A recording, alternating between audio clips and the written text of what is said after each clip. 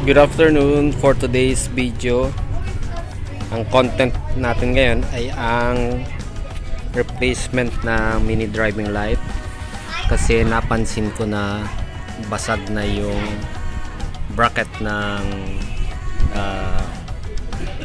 previous mini driving light natin na 20 watts Lumina driving light. So pinalitan ko ng 50 watts ito.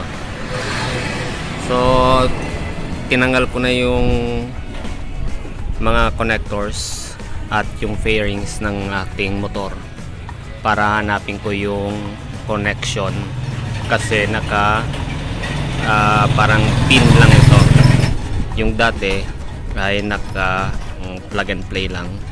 Hanapin ko yung mga color coding nito. Same brand din, Lumina projector light din to.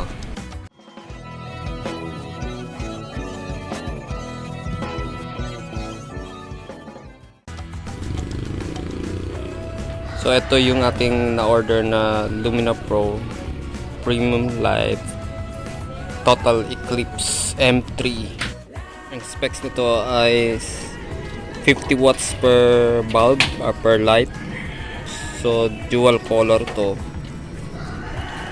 white and yellow. Nasa 30,000 hours ang lifespan. Okay, ito yung specs niyan. A few moments later. Okay, good morning guys. Continue natin yung video ng replacement ng mini driving light. Pinalitan natin ng Lumina Pro Eclipse 50 watts dahil yung mini driving light natin ay sira na yung fan niya, at saka nasira na rin yung bracket. So kagabi nung nakabit na natin yung mga wires, ang lumabas guys, nagkabaliktad yung high and low niya. So ito try natin. Okay, so yung sa switch, pag in-on ko yung high, yung yellow kasi nito ay low, yung high white. Yan.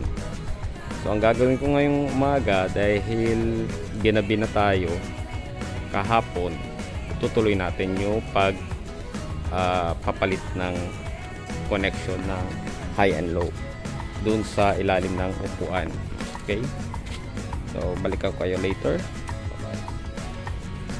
Okay, to continue, ito palang Lumina Pro Eclipse M3 ay wala na siyang external na ballast, kasi nandun na sa kanyang body, dito sa kanyang body yung ballast niya, at may fan siya. So kaya siya malaki dahil nandun na yung naka-include na yung kanyang ballast.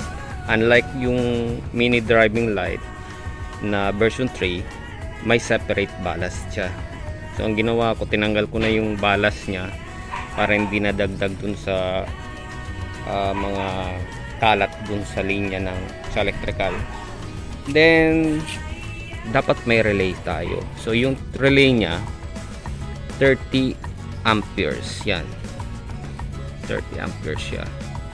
Okay, dalawang relay. At mayroon pala ito na 10 amperes na fuse.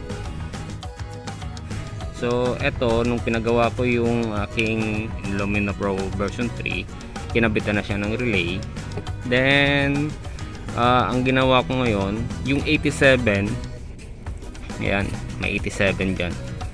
Ito guys, 87, yan ay 87 ng relay number 1. Ito relay number 1, ito naman yung relay number 2. So dito yan nakakabit, ganyan. Okay, tinanggal ko lang for presentation.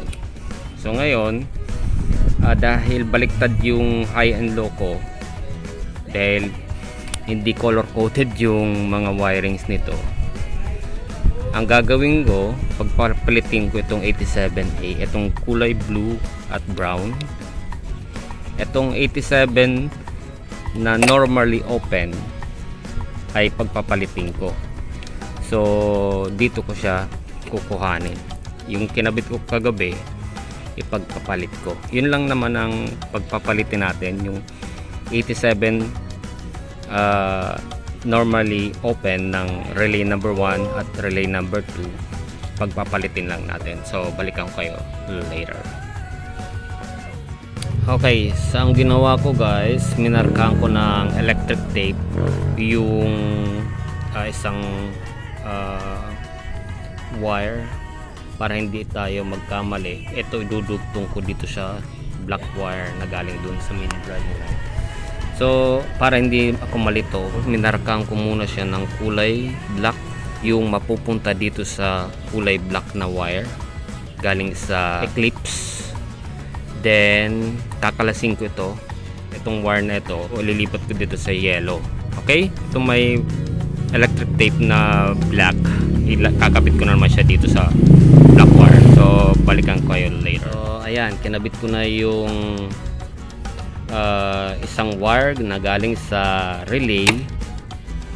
Hindi ko siya ma-pinpoint kung relay number 1 o relay number 2, pero nasubukan na natin na nagkabaliktad tayo kahapon sa pagkabit.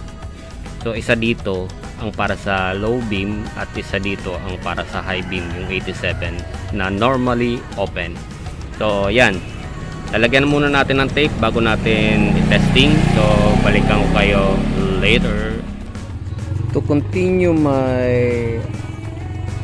video para dito sa aking mini driving light na Lumina Pro Eclipse, na nabaliktad ko na yung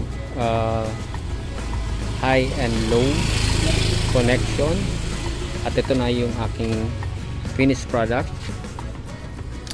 So switch on natin yung power, then i-check natin, hindi siya umiilaw dahil naka-off. So kapag sinits high natin, okay, yan, umilaw siya. Okay, kapag naman binaba natin yung switch, nag-yellow siya, yan ang low beam. Okay, so naayos na natin, tagumpay na naman tayo. So salamat sa panonood nitong tutorial na naman. God bless, bye bye, thank you for watching.